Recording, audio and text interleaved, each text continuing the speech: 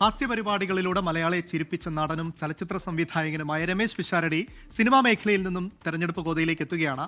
കന്നിയംഗം കുറിക്കുന്ന പിഷാരടി മണ്ഡലം നിലനിർത്തുമെന്ന തികഞ്ഞ ആത്മവിശ്വാസത്തിലാണ്.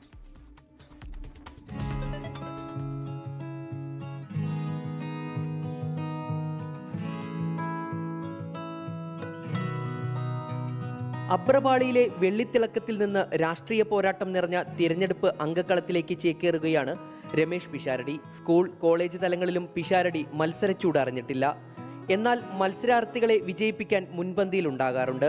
നിയമസഭ, ലോക്സഭ ഉൾപ്പെടെയുള്ള കോൺഗ്രസിന്റെ തിരഞ്ഞെടുപ്പ് പ്രചാരണ വേദികളിൽ സ്റ്റാർ പ്രചാരകനായി പിഷാരടി എത്താറുണ്ട്.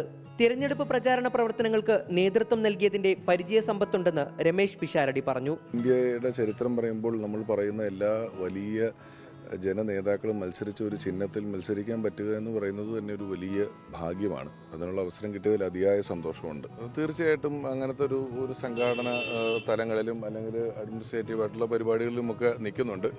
കലയും മറ്റേ നമുക്ക് ഉപജീവനമായിട്ട് നടക്കുന്നത് കൊണ്ട് അങ്ങനെ ആയിരുന്നു എന്നേ ഉള്ളൂ. ഞാനിത് വളരെ അടുത്ത് ഇടപഴകുന്ന, അടുത്തറിയാവുന്ന ഒരു പ്രദേശം തന്നെയാണ്. താരപരിവേഷം തിരഞ്ഞെടുപ്പ് പ്രചാരണ പ്രവർത്തനങ്ങൾക്ക് ഗുണമാകുമെന്ന പ്രതീക്ഷ UDF ക്യാമ്പിനുണ്ട്.